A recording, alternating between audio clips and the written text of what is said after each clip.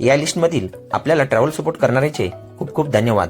Construction update देण्यासाठी खडतर व दूरवरचा प्रवास करावा लागतो।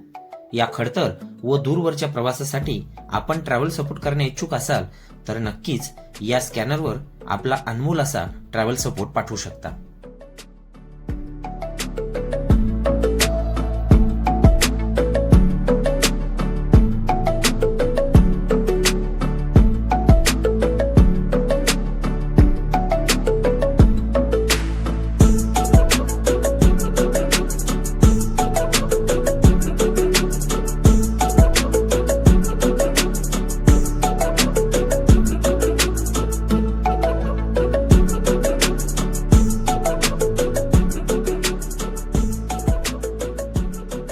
नमस्कार मंडळी, पुन्हा एकदा आपल्या सर्वांचं हार्दिक स्वागत आहे गजानन चव्हाण ब्लॉग यूट्यूब चॅनलवरील जालना नांदेड समृद्धी महामार्ग एक्सप्रेस वे याच्या कामाची अपडेट देणार आहे दुसऱ्या व्हिडिओमध्ये।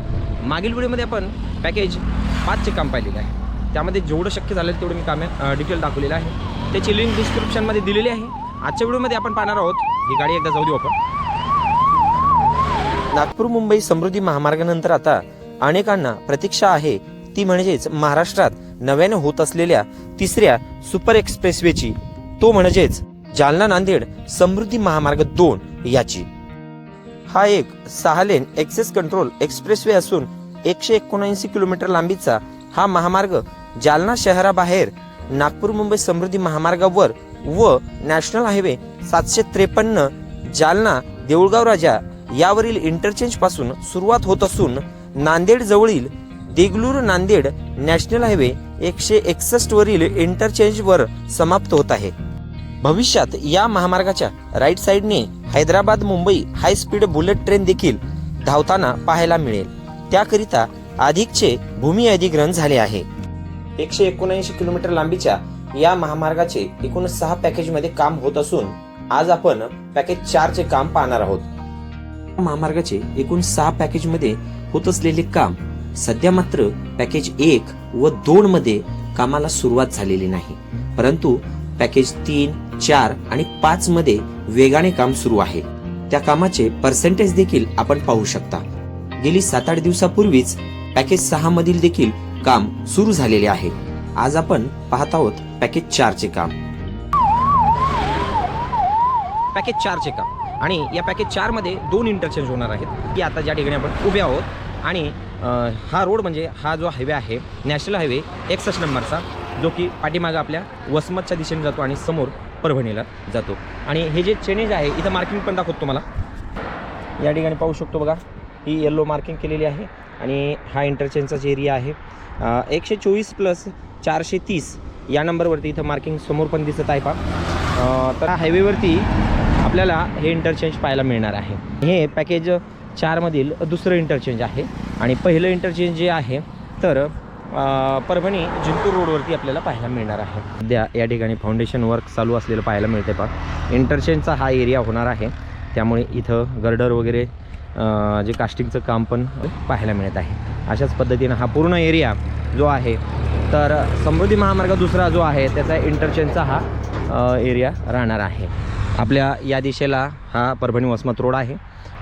चेनेज दर्शवणारा या ठिकाणी एक दगड लावलेला आहे पहा। 124+400 ह्या चेनेजवरती हे इंटरचेंज बनणार आहे आणि अशाच पद्धतीनं हा इकडे जालन्याच्या दिशेने महामार्ग जात आहे।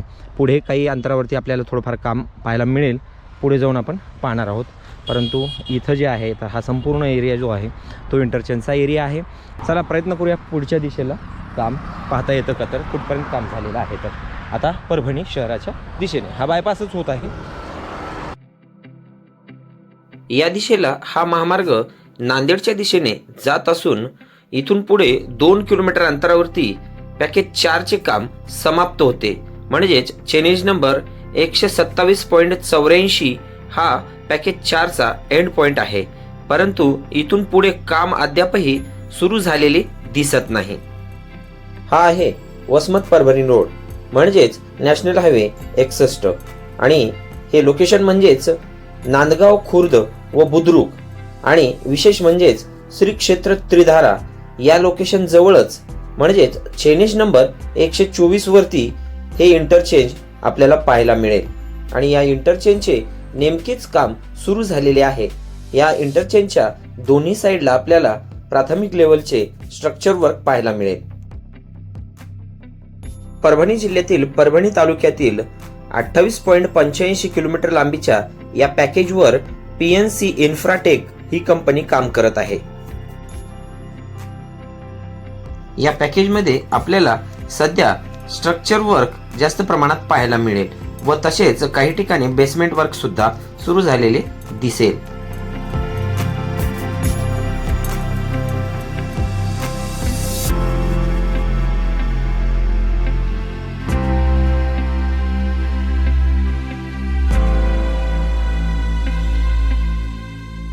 या ठिकाणी आपल्याला महामार्गावरती शेतकऱ्यांचे पीक उभे असलेले पाहायला मिळत आहे, म्हणजेच जमीन अधिग्रहण या ठिकाणी झाले नसावे.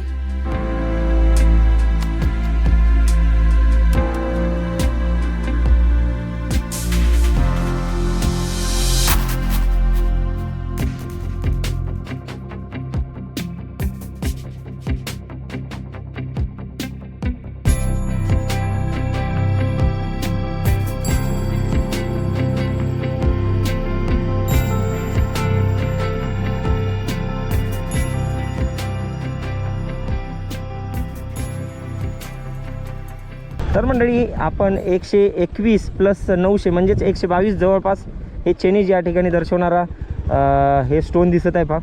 आणि या दिशेला म्हणजे आपण ज्या ठिकाणावर आहोत हा आहे या ठिकाणी बुलेट ट्रेनचा एरिया. राईट साईडला आपल्याला हे आर्च वर्कचं काम पाहायला मिळत आहे पहा. म्हणजे इथपर्यंत आपण ड्रोनद्वारे काम पाहिलेलं होतं. जवळपास चेनीज 124 पासून ड्रोन उडवला होता आणि टुवर्ड्स जालन्याच्या दिशेने आपण काम पाहत चाललेलो आहोत. तर इथपर्यंत काम आपण ड्रोनद्वारे पाहिलेलं होतं. आता इथून पुढे काही नाही, बेसमेंट म्हणजे याचं वर्कसुद्धा नाही झालेलं, आर्च वर्क झालेलं आहे पा. पलीकडून काम चालू आहे. काम मात्र वेगाने सुरू आहे आणि त्यामुळे बरेचशा ठिकाणी आपल्याला प्रत्येक पॉईंटला वर्कर पाहायला मिळत आहेत. काही ठिकाणी जमीन अधिग्रहणाचा प्रश्न असल्याकारणाने कुठं कुठं आपल्याला जागा ही तशीच सोडलेली दिसत आहे, त्या ठिकाणी काम झालेलं दिसत नाही. हा आहे बुलेट ट्रेनसाठीचा पोर्शन. इथं पहा, या ठिकाणी पुन्हा परत जागा सुटलेली आहे. इथपर्यंत काम झालेलं आहे पहा. आता इथून पुढे कुठपर्यंत शेतकऱ्यांनी म्हणजे जागा दिलेली नसेल किंवा काही म्हणजे जमीन अधिग्रहणाबाबत प्रश्न असेल, मोबदला मिळाला नसेल, तर हे बाकी आहे पहा. अंडरपास या ठिकाणी त्याचं काम सुरू असलेलं पाहायला मिळते पहा. हा वेव्ह कलर अंडरपास आहे बहुतेक. आणि पुढे पुन्हा परत स्ट्रक्चर वर्क, ग्राउंड वर्क पाहायला मिळेल आपल्याला.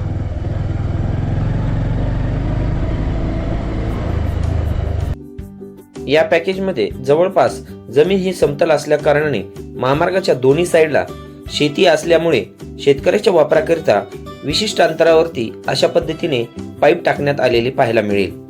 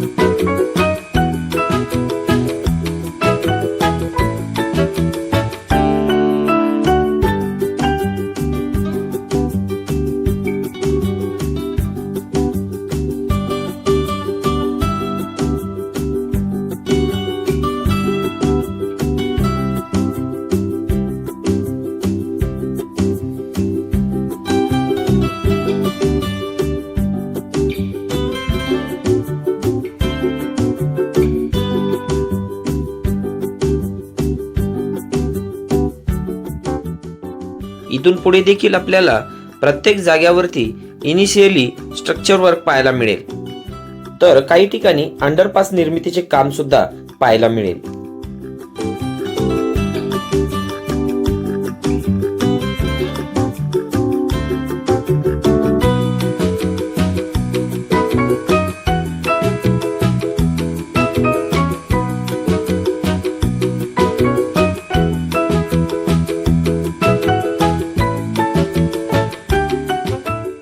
हा आहे परभणी धार रोड. या ठिकाणी ओव्हरपास होणार आहे की अंडरपास याची काही अपडेट नसल्या कारणाने व तसेच या ठिकाणी वर्क सुरू नसल्या कारणाने सांगू शकत नाही.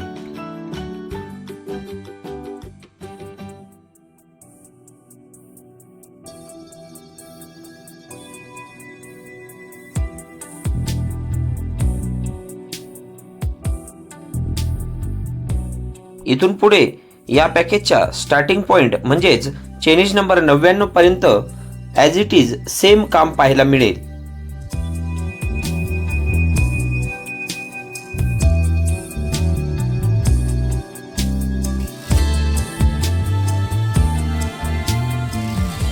इथून पुढे 10 किलोमीटर अंतरावरती असलेल्या परभणी जिंतूर रोडवरील या पॅकेजचे पहिले इंटरचेंज व या महामार्गावरील चौथे इंटरचेंज जे की चेनेज नंबर 106+975 वरती आहे. या इंटरचेंजचे काम सध्या सुरू झाले नसल्या कारणाने आपण त्या परिसरातील अपडेट सुद्धा लवकरच घेऊन येणार आहोत. तर मंडळी 28 ते 29 किलोमीटर म्हणजेच 28.85 किलोमीटर लांबीच्या या पॅकेजचं म्हणजेच पॅकेज नंबर 4चं काम आपण या व्हिडिओमध्ये पाहिलेलं आहे. हा व्हिडिओ तुम्हाला आवडला असेल तर लाईक जरूर करा आणि चॅनलला अद्याप जर सबस्क्राईब केलं नसेल तर सबस्क्राईब करायला विसरू नका. भेटूया पुढच्या व्हिडिओमध्ये. तोपर्यंत जय हिंद, जय महाराष्ट्र, जय शिवराय.